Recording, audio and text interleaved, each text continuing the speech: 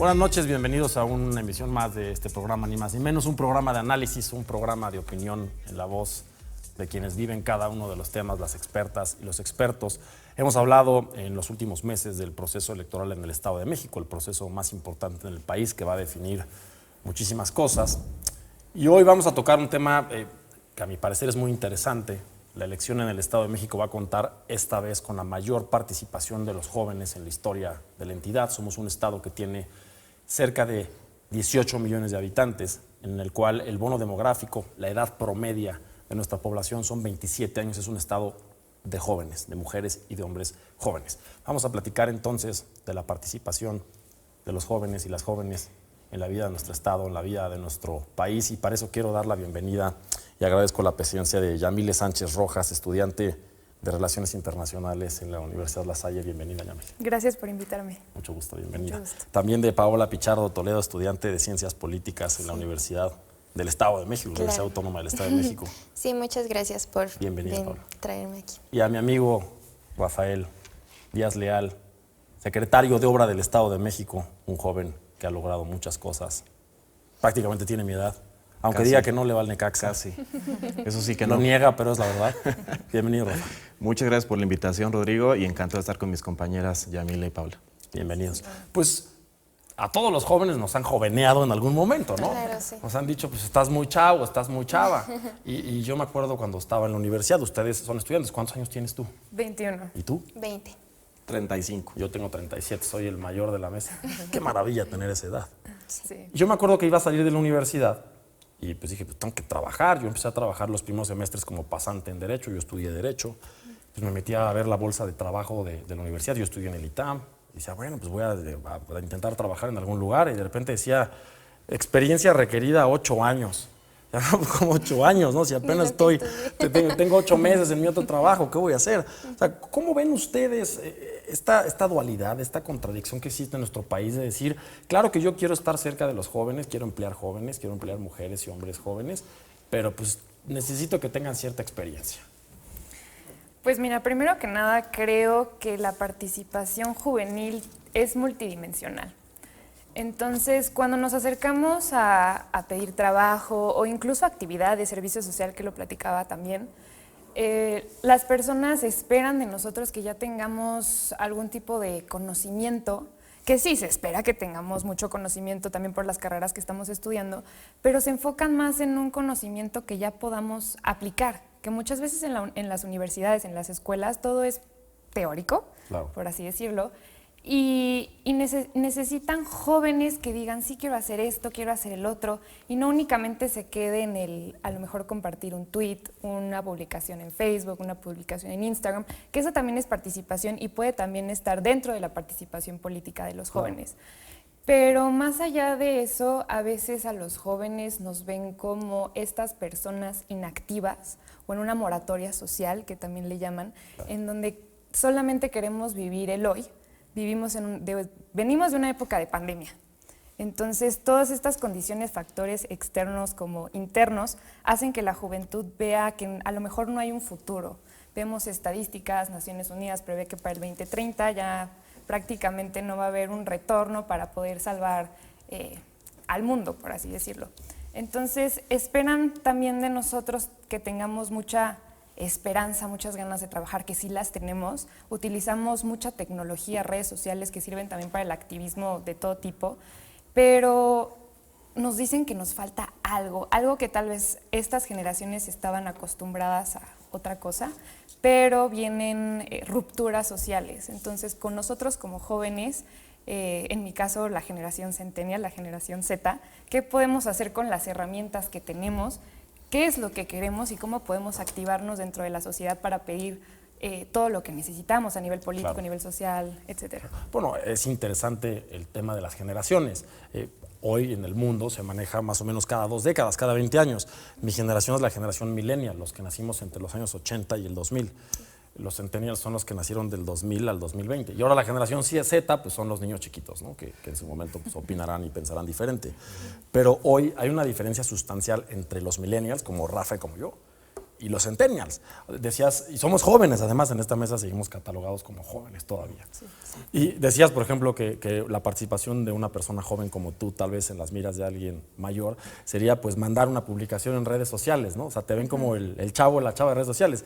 A nosotros nos venían diferente, ¿no? Era el famoso copy boy, el chavo de las copias o el carga libros. ¿Cómo en tan pocos años, y nosotros seguimos siendo jóvenes, las experiencias han cambiado, ¿no?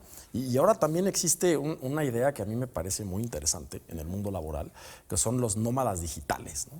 Hace poco me salió una publicación en Instagram que me la quedé viendo y dije, ah, caray, es una especie de servicio de renta en el mundo, donde tú pagas una renta mensual y puedes vivir en diferentes lugares del mundo que te ofrecen pues un cuarto, buena comida, buena internet y pues trabaja en lo que quieras en el mundo, ¿no?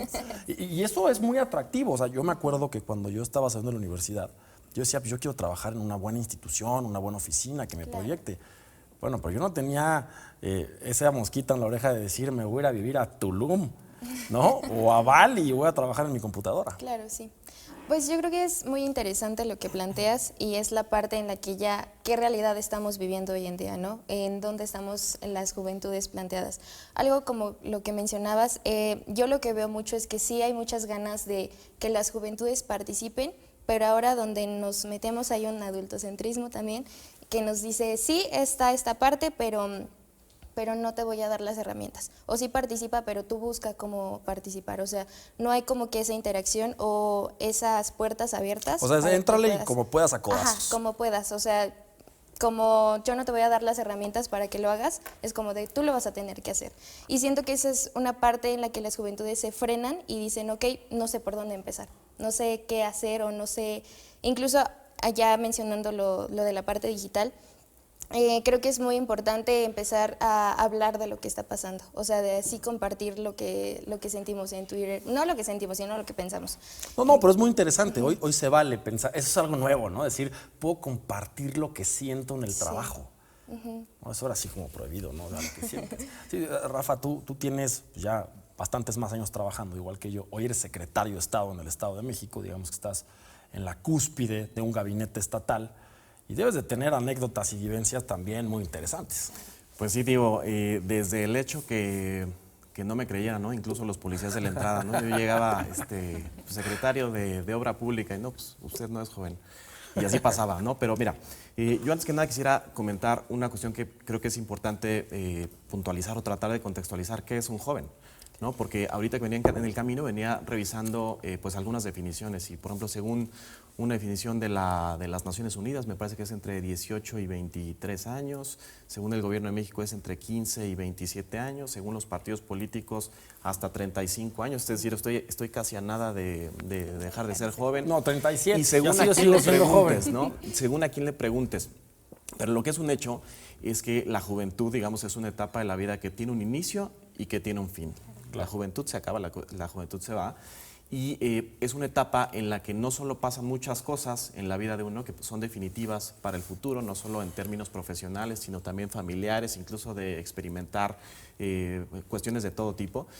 Y esto aquí me lleva a pensar, y ahorita escuchando a mis compañeras y escuchando las cifras que dabas en un inicio, somos un país, seguimos siendo un país de una población joven, a pesar de que la pirámide poblacional se está haciendo cada vez más angosta, seguimos siendo un país muy joven, pero no se ve reflejado, no solo en la política, sino en muchos otros sectores, esa pirámide no se ve reflejada.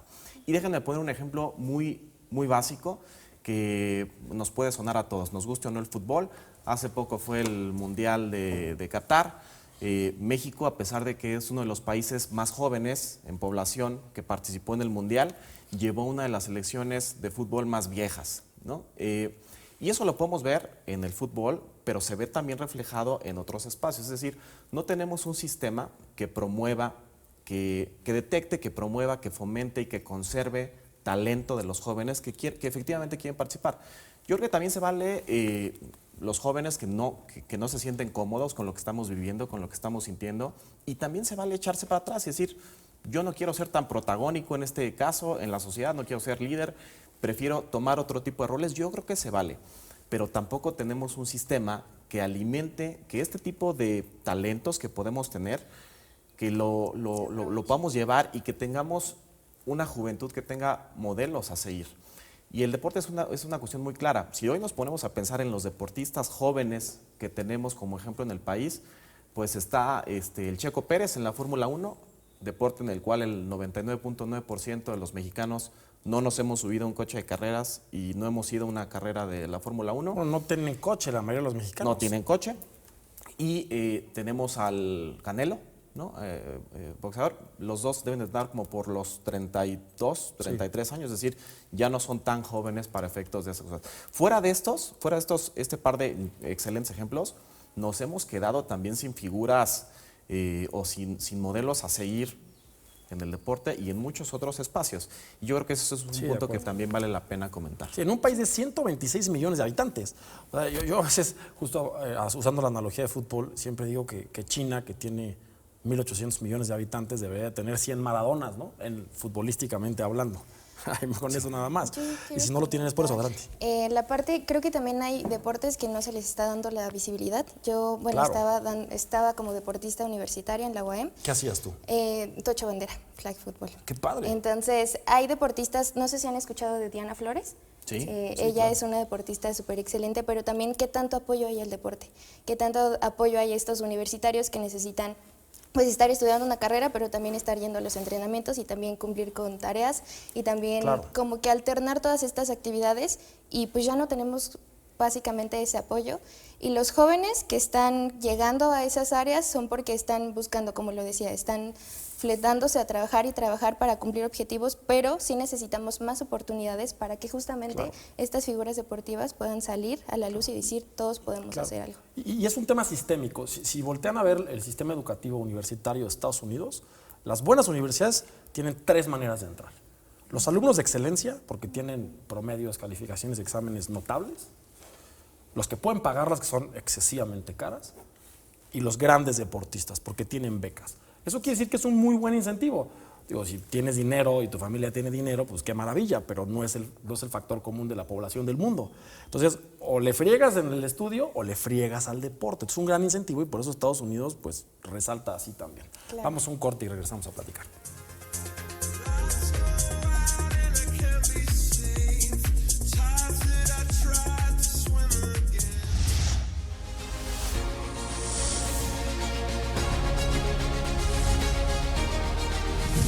Según datos del INEGI, en 2020 en el Estado de México habitaban 11.393.686 jóvenes mayores de 20 años, equivalente al 67.05% de la población mexiquense. De los más de 12 millones de ciudadanos inscritos en la lista nominal del Estado de México, el 29% aproximadamente tiene entre 19 y 29 años de edad.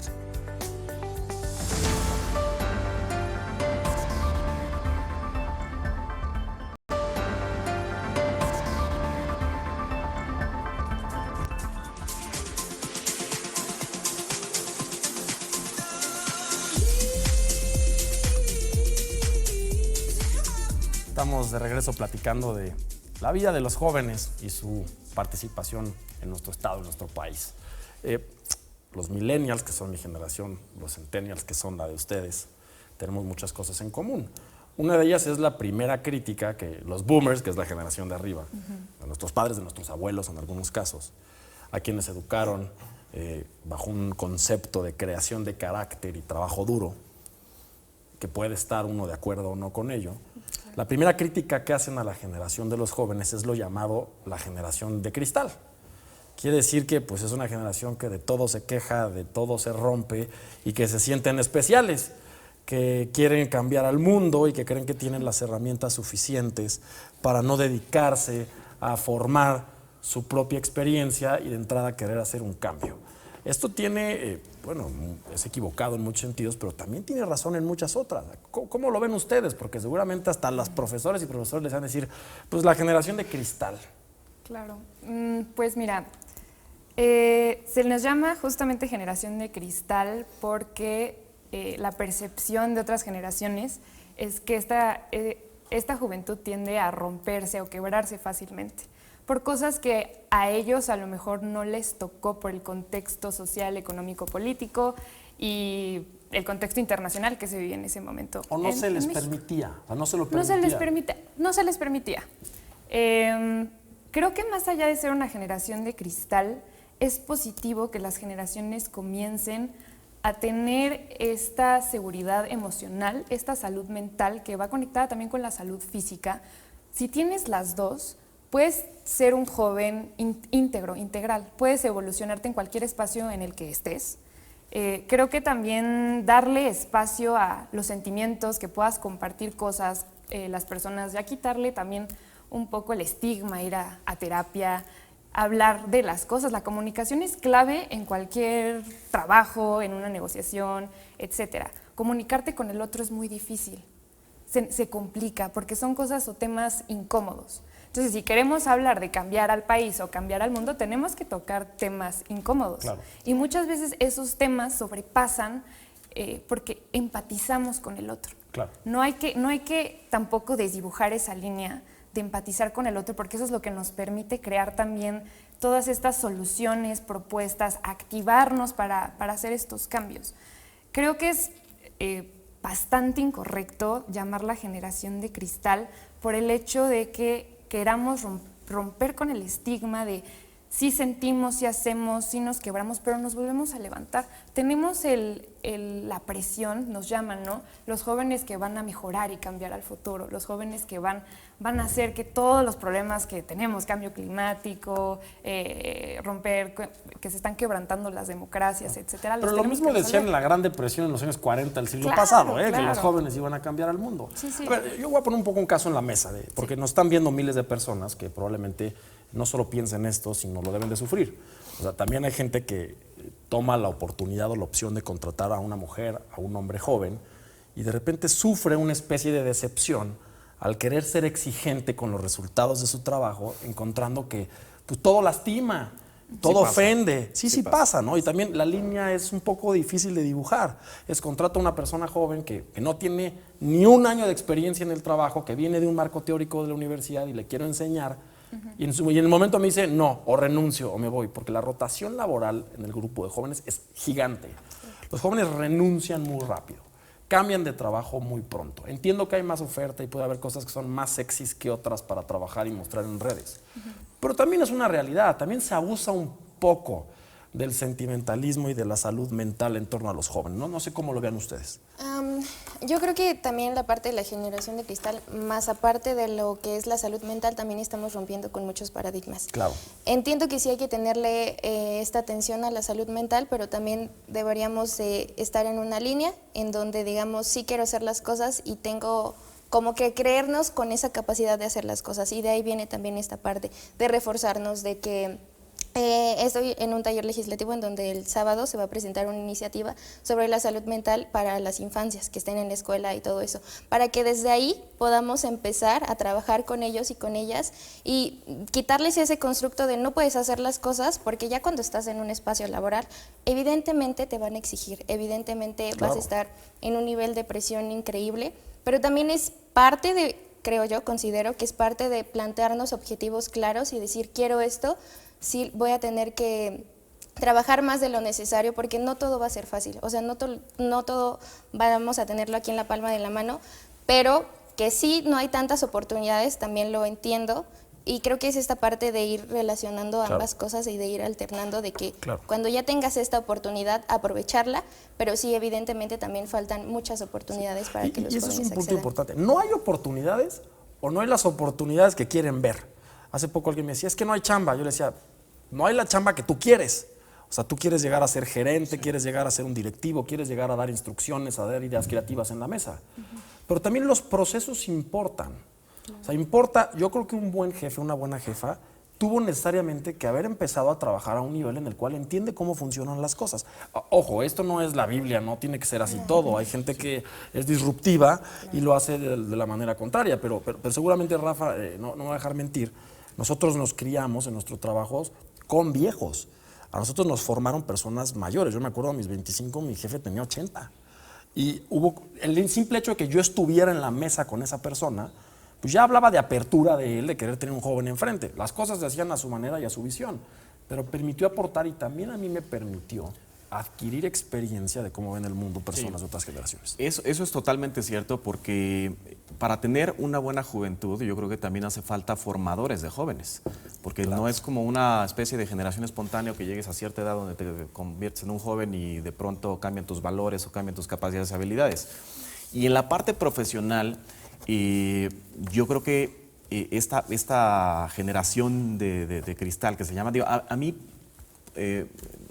no me gusta generalizar, digamos, porque los jóvenes pueden ser muy variados, pero sí existe un sector muy particular de personas de cristal o de papel, como se le quiera llamar, donde se han desarrollado sin tener capacidad o resistencia a la frustración, sin tener paciencia.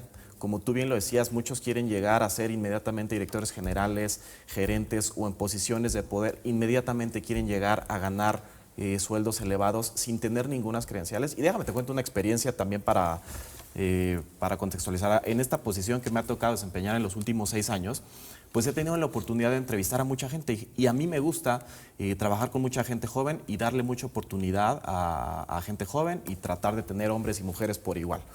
Eso es algo que no hay que decirlo, simplemente hay que hacerlo, y con eso haces la diferencia. Y en muchas de las entrevistas de trabajo que he tenido la oportunidad de hacer y en algunas ocasiones pues verme reflejado en la persona que está delante de ti, ¿no? Que llega con su currículum medio nervioso, que no sabe qué cosas poner.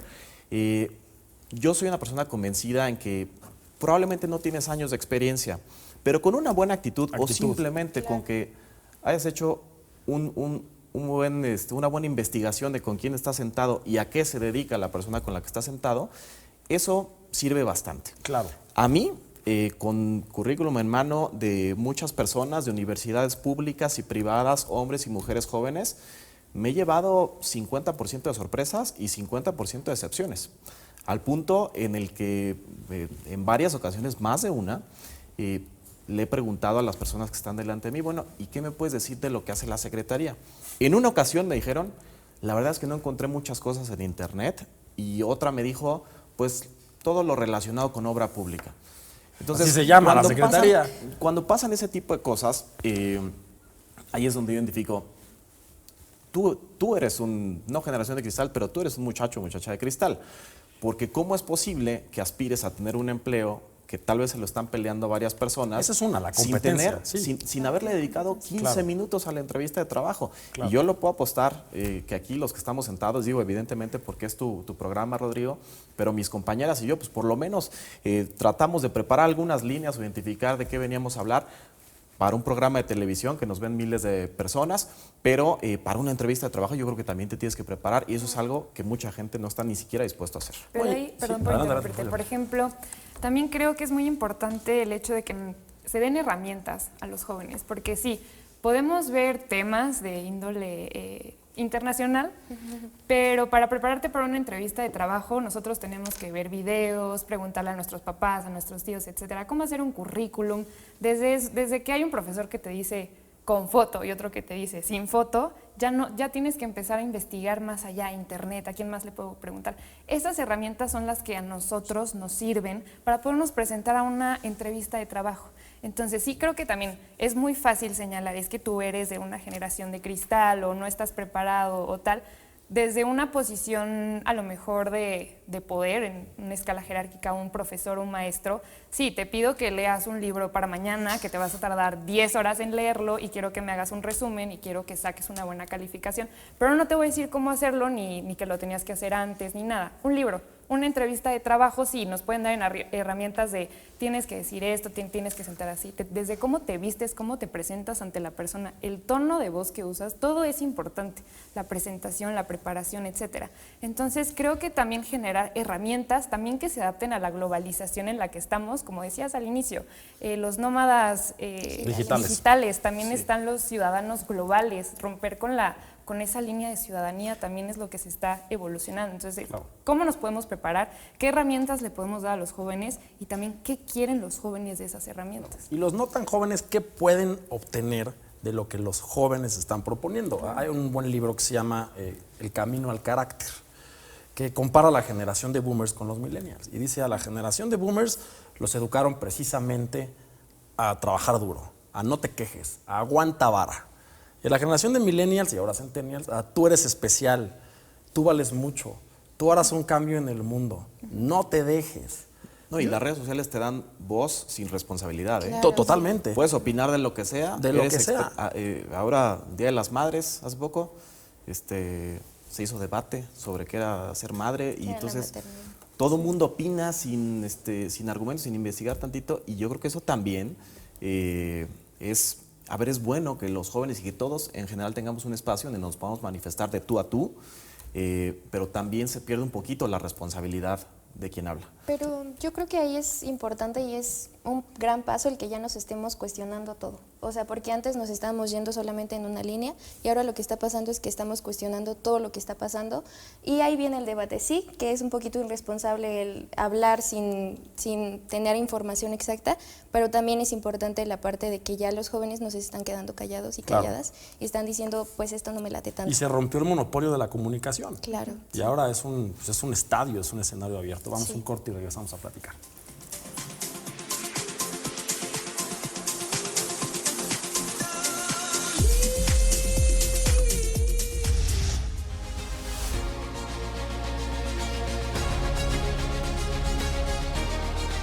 Claudia Hidalgo, periodista de Milenio y Marcaje Legislativo, en un análisis sobre las próximas elecciones en el EDOMEX, escribe: los registros del Instituto Electoral del Estado de México, IEM, y del Instituto Nacional Electoral, INE, muestran que las elecciones para renovar la gubernatura son las de menor participación y que son las personas de 19 a 39 años y de 85 quienes menos votan. Los estudios refieren que las y los electores estrenan su credencial para votar cuando cumplen 18 y luego se alejan de las urnas hasta los 40 años, cuando ya tienen una familia, buscan empleo y vivienda, tienen descendencia en la escuela, cuando se dan cuenta de la importancia de participar y regresan a las urnas.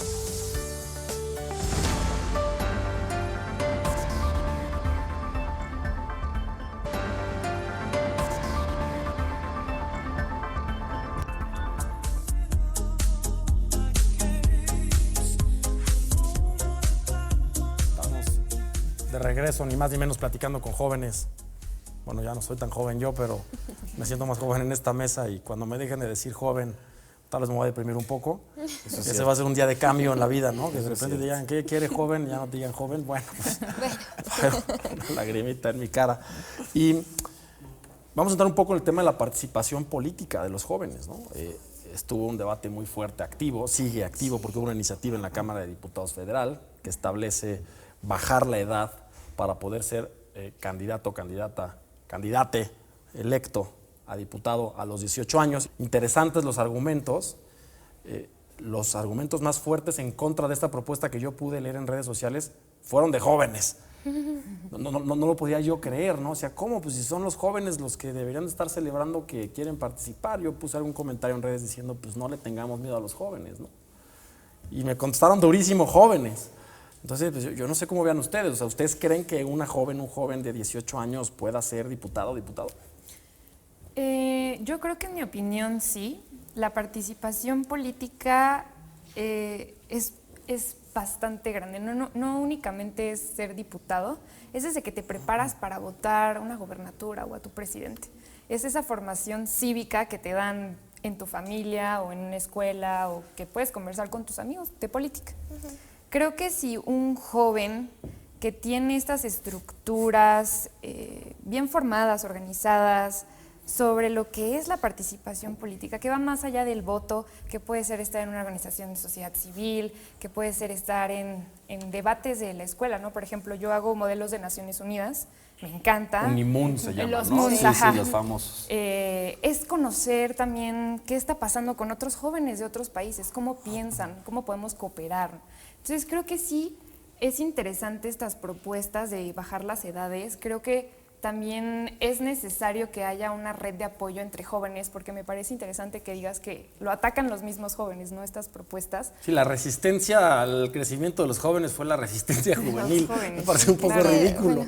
Claro. Entonces creo que también hay que fomentar que entre jóvenes hay que apoyar que estas iniciativas se den a pie, porque si entre nosotros nos tiramos de que no, porque eres joven, porque eres más chiquito, solito nos estamos metiendo el pie, de que nos den estos foros, estos espacios para también dar a conocer nuestros puntos de vista, y no por tener 18 quiere decir que tu propuesta, una iniciativa de ley, sea muy mala. Hasta son mejores. Yo he participado con y más chicos, viendo las propuestas y los debates de las cámaras de diputados. todo, Perdón, todo. si tuviéramos a puro estadista ahí, dirías, bueno, bájala. O sea, no te piden doctorado. Claro, hay niños, primaria, secundaria, con los que he participado, que pueden llegar a soluciones de temas controversiales, dígase la ocupación de Palestina por Israel, te dan una resolución que dices, yo nunca lo hubiera pensado. Claro. Entonces son temas que no tienen que ver tanto con la edad, sino de la preparación y todas las herramientas que tienes, ¿no? También el contexto social y económico que tienen los jóvenes, también ahí empieza a haber mucha distinción.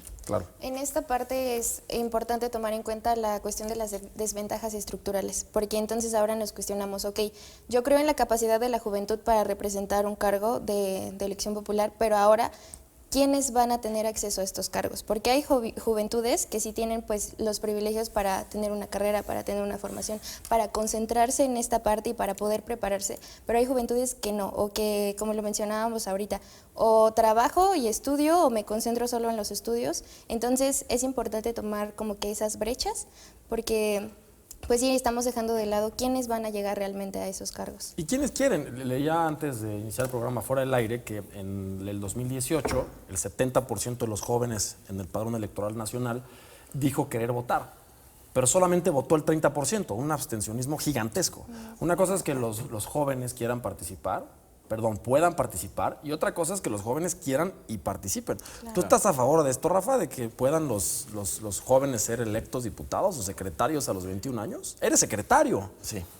A mí no me gusta, el tema de eliminar o flexibilizar ciertos candados para acceder a algunas posiciones sin tener algunos otros contrapesos. Y déjame, retomo lo que acaba de decir Paula, que me parece que es muy atinado. No todos los jóvenes están en la universidad, no todos los jóvenes tienen las mismas oportunidades. Hay muchas personas jóvenes que, ya sea por decisión o por necesidad, están trabajando, están en la informalidad, y el hecho de disminuir los requisitos, me gustaría abrir los requisitos, pero realmente simplemente fue el tema de la edad. Sí, fue la edad. Bajar la edad simplemente por un tema de representatividad y demás, a mí me parece un poco sin sentido. Y también, rescatando un poco lo que decía Yamile, es muy importante.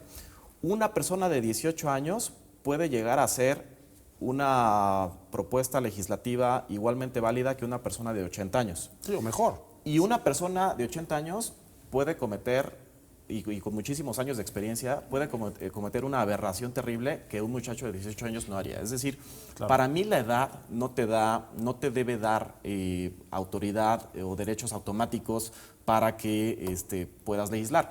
Y aquí hay que concentrarnos en el tema de legisladores y secretarios. De acuerdo a la Constitución, a la Ley Orgánica de la Administración Pública, a las leyes que reglamentan al Poder Legislativo, pues hay muchísimas atribuciones y muchísimas obligaciones que tienes que desempeñar en ese tipo de cargos. Hagamos un lado de la edad, pero cierta preparación, cierto currículum o ciertas actividades tal vez que ni siquiera tengan que ver con la carrera universitaria, deberían de ser establecidas para que puedas legislar, porque al final del día tienes una atribución importante que tiene repercusión en la vida de millones de mexicanos, y además te pagan una buena lana.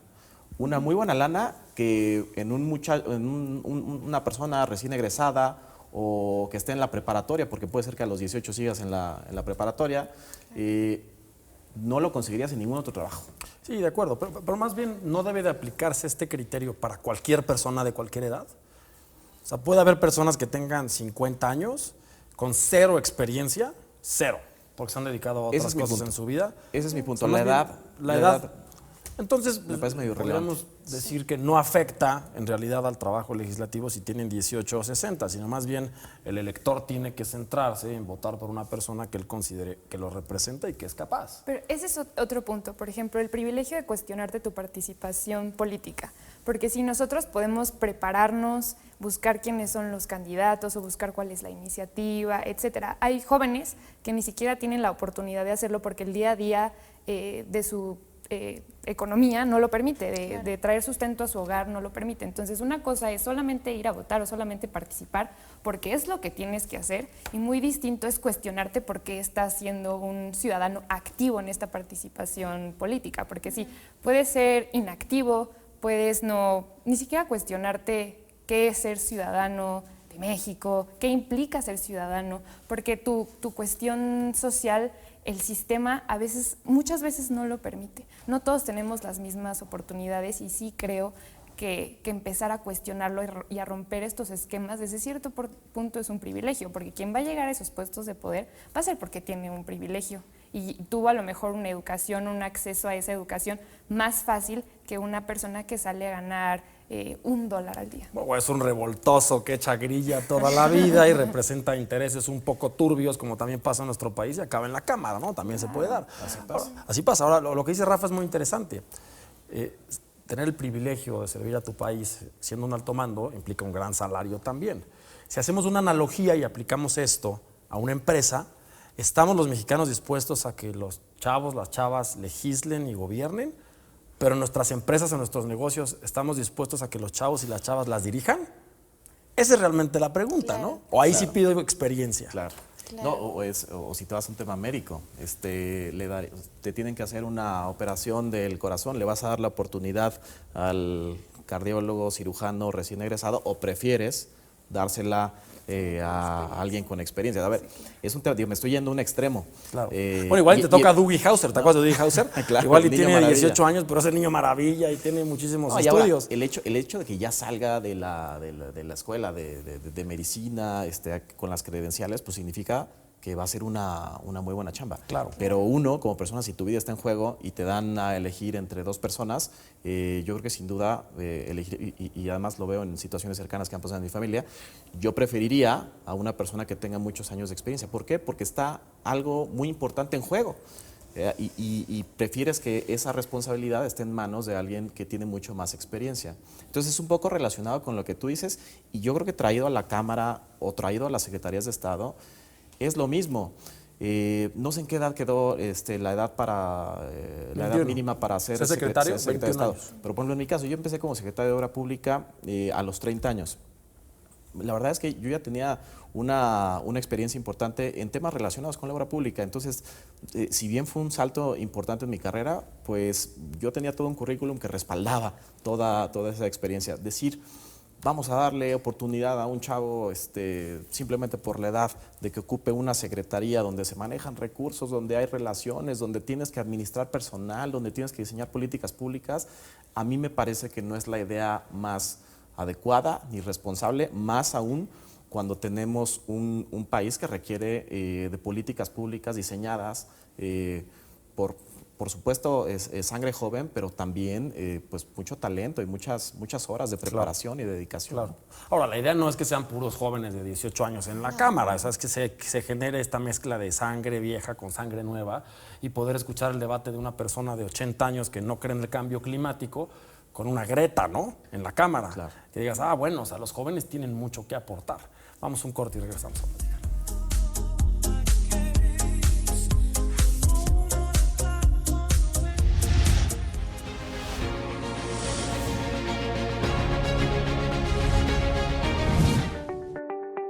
Un estudio hecho por el IEM en 2018 arrojó que entre los jóvenes mexiquenses, el 58.3% ha votado en elecciones anteriores, mientras que el 41.4% mencionó no haberlo hecho nunca. Entre los jóvenes que mencionaron no tener intención de votar en las elecciones del 2018, el 46.6% declaró que no le interesaba. El 17.8% comentó que no votaría por falta de credencial y un 8.3% porque consideraron que no hay buenas opciones para elegir.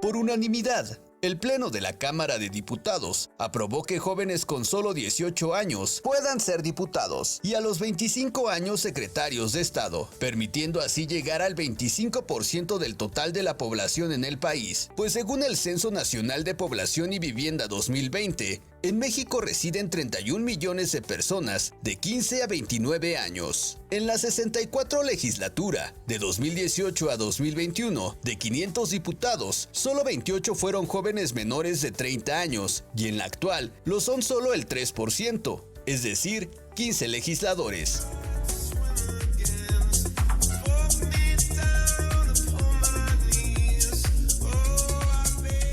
Estamos de vuelta platicando ni más ni menos con jóvenes y su participación y en este debate que se generó en torno a la disminución de la edad para poder tener acceso a puestos públicos. Lo veíamos en el corte, las cifras, cuáles fueron. 18 para ser diputado, 25 para ser secretario de Estado. Estamos a favor de unas cosas, en contra de otras en la mesa. Ojalá logren participación pronto. El simple hecho de que estén en este programa es una prueba clara de que quieren y pueden aportar, sin caer en la falacia de que alguien con más edad puede más y viceversa. Pero cuéntenme una anécdota de su vida en la participación que han intentado tener o que han tenido como jóvenes, que digan, híjole, me pasó esto a mí, ¿cómo puede ser?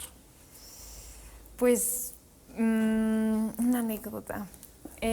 Como te comentaba, yo he participado en modelos de Naciones Unidas. Yo me acuerdo que mi primer modelo fue cuando iba en sexto de primaria. Y me tocó debatir con compañeros que iban en secundaria. Yo claramente los veía más grandes. Yo decía, ellos tienen más experiencia, yo no voy a poder, etc. Me preparé mucho y con maestros también, los mismos jóvenes. Me acuerdo que una vez una persona me dijo que necesitaba prepararme más porque llevaba un modelo y no era suficiente mi preparación. Y también de profesores que te dicen que necesitas más y más y más. Y uno se lo cree, como joven dice a lo mejor, yo tengo mucha experiencia, ellos tienen que saber qué es lo que necesito. Y les hace caso, que llegas a los extremos de ese más, sin preocuparte, como comentábamos, ¿no? Salud emocional, inteligencia emocional, cuáles son tus límites, cuáles son mis capacidades de verdad y cuáles son las que me dice el otro que deberían ser mis capacidades. Claro. Entonces, es muy difícil crecer y desarrollarte en un molde que te dice la sociedad. Este es el molde en el que tienes que entrar. Si te quieres dedicar a la política o si quieres ser activista social, es este. Si vete a pintar paredes, esa nos aplicaban a nosotros, ¿no? Bueno, puedes tuitear, puedes hacer esto, pero cuando empiezas a incomodar al otro, es cuando te empiezan a decir, hasta aquí. Pero ahí es donde te das cuenta que tu verdadera participación política y social como joven tiene una repercusión más allá cuando empiezas a incomodar a los demás. Claro. Entonces es cuando te cuestionas qué estás incomodando. Pero no incomodarlos porque los buleas o los criticas. No. Incomodar que no estás entrando en el molde de a lo mejor nosotras que somos mujeres, que se espera que no hablen tanto de política, los salarios diferenciados, esta brecha, ¿no? También en la edad, que se puede. Pero es doble, es joven y mujer. Sí, joven, mujer, mujeres racializadas, mujeres con discapacidad, claro. Ir más allá de solo ser mujer. Claro. Entonces, cuando te empiezas a construir más allá de lo que te establece la sociedad de que tienes que ser, o la misma globalización de lo que hablábamos, los nómadas digitales, las ciudades globales o ciudadanos globales, es ir en contra de todo. Pero ¿qué pasa? Cuando vas en contra de todo, te das cuenta que a lo mejor no hay estas herramientas de quiero irrumpir, quiero esto, quiero el otro. Entonces, por eso la participación muchas veces baja, porque sí tengo la intención de participar, pero no lo hago porque tampoco siento, porque pueden estar las herramientas, siento que están esas herramientas para ayudarme. Creo que en mi experiencia lo que más me ha servido es crear redes de apoyo entre amigos, profesores, que no por ser profesores y estar en altos mandos, quiere decir que sepan más. No, pero tal vez es la chamba, o sea, el profesor es un coach. Si estás en un equipo de deporte, el coach te va a intentar llevar a tu máximo potencial siempre. Así has dado un juegazo, te va a decir, pudiste dar más. Porque esa es su chamba, o sea, su chamba es hacer al Mozart del deporte, ¿no? Pero, a ver, independientemente de ustedes, ¿están los jóvenes interesados en los temas serios del país? Sí. Porque si yo tuviera que asesorar a una candidata, a un candidato, para que conquiste el voto joven, pues igual lo más fácil sería decirle, abre tu cuenta de TikTok y ponte a bailar, ¿no? Igual un joven es lo que quiere, ¿no? Vamos a hablar de estos temas que son relevantes. ¿A los jóvenes sí están interesados en los temas importantes? Demasiado. Hay muchas juventudes, pero como lo mencionaba, no hay tantas oportunidades. En mi caso, yo soy activista interseccional, entonces empecé más o menos por ahí de los 16 años y hay mucha juventud que está diciendo, yo quiero hacer un cambio, pero no sé cómo hacerlo. Entonces, ahorita lo que está pasando es que a lo mejor no hay esa relación entre las instancias o entre los altos mandos con la sociedad civil. Entonces no hay como que esa interacción, porque por acá se está hablando de una cosa, pero sociedad civil está trayendo otra agenda. Entonces sí hay mucha participación, sí hay mucha juventud que quiere hacerlo, pero no sabe cómo hacerlo y no sabe cómo empezar a hacerlo.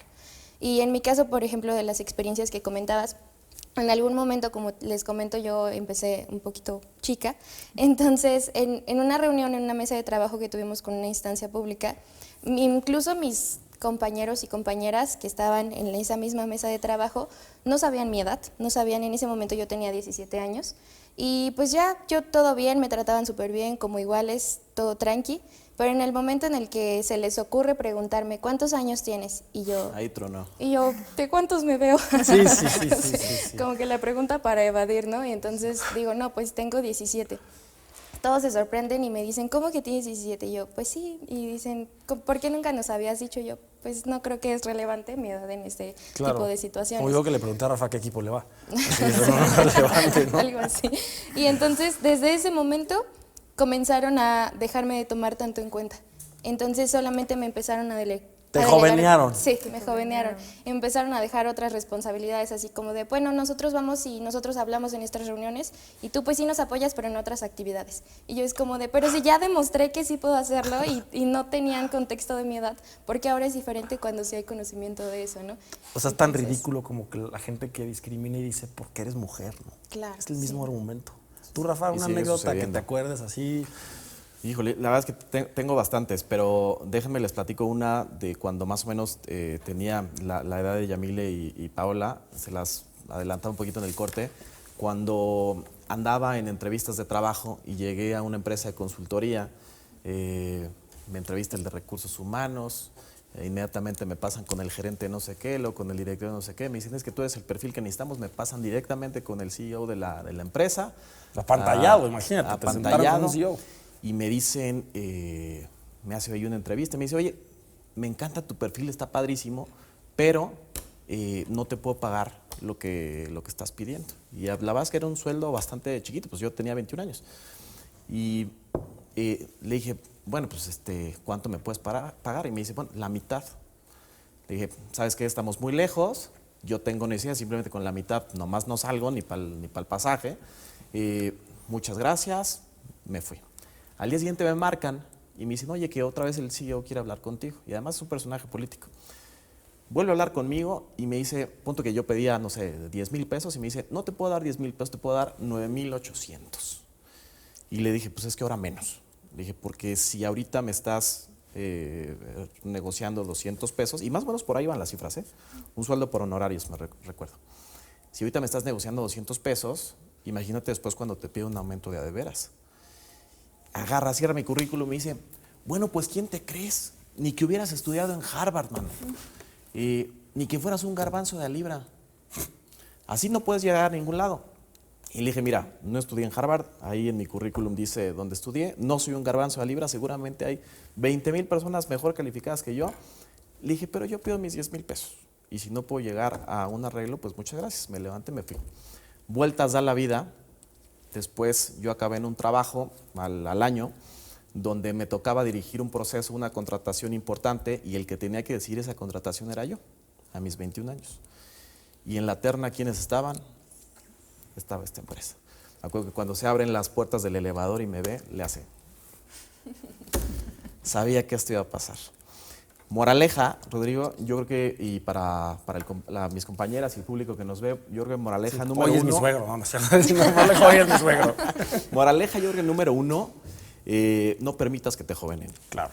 Número 2, asígnate un valor y respétalo. O sea, si quieres que te respeten los demás, primero respétate a ti mismo en la parte profesional, hombre o mujer, respétate. Y número 3, la vida da muchas vueltas. A veces te toca estar arriba, a veces te toca estar abajo. No puedes comportarte de una forma ni prepotente ni grosera con absolutamente nadie, porque no sabes dónde va a acabar parado, hasta por un tema de conveniencia profesional. Y como esa, tengo varias. Claro. Pero bueno, yo creo que para efectos de una mesa de jóvenes y para un tema profesional y para toda la gente que está en búsqueda de trabajo y que se presente en estas entrevistas, yo creo que es algo que les puede generar algo de valor. Totalmente de acuerdo. Voy a leer rápido una pregunta del público. Es la sección que yo digo sin anestesia porque no tiene filtros. Nos quedan unos segundos de programa. Y dice, @Tabito. En Estados Unidos, la generación Z impidieron un tsunami republicano. En Estados Unidos. Creo que en México estamos subestimando la fuerza de los jóvenes y nos van a dar una sorpresa en estas elecciones en el Edomex. Y serán ellos quienes la definan. ¿Están de acuerdo? Yo creo que sí estamos subestimándolos. Creo que ya a estos niveles, y también porque han existido varios canales, se ve, también porque vienen unas elecciones. Los jóvenes sí quieren esta participación. Espero de verdad que nos sorprendan los datos de la participación política que van a tener los jóvenes, de verdad lo espero, pero también no nada más que esperar, es que nosotros podemos hacer, porque sí, lo estamos hablando ahorita, pero nosotros como individuos y en lo que hacemos cada uno, ¿cómo podemos también activar esta participación? Porque también hay que crear redes de apoyo. Si vemos que hay jóvenes que no saben cómo, ni cuándo, ni por qué están votando o están participando en organizaciones, pues mira, yo o nosotros somos jóvenes que te podemos ofrecer esto y esto y esto y lo vemos así y así. Entonces creo que también ofrecer redes de apoyo es muy importante para activar la participación política de los jóvenes. Paola, en 10 segundos, ¿van a ser los jóvenes la sorpresa en la elección del Estado? Sí, pero necesitamos incentivarles y aperturarles, pero sí tenemos una gran fuerza. Rafael. Sí, en la medida en la que las campañas políticas tengan un discurso dirigido a los jóvenes. Claro. Todavía queda un ratito. Probablemente será un programa interesante para después, si nos vuelves a invitar, para analizar los datos, Claro. cómo se comportaron los jóvenes y ver qué sí pasó y qué no pasó. ¿Y qué propuestas les interesaron y cuáles no? Y cuáles no pegaron. Claro. Pues agradezco mucho que hayan estado con nosotros, Yamile, Paula, Rafael. Gracias. Y a quienes nos vieron y no son tan jóvenes, denle chance a los jóvenes, no les tenga miedo. Y a los jóvenes, machetele, machetele. Ni más ni menos. Muchas gracias.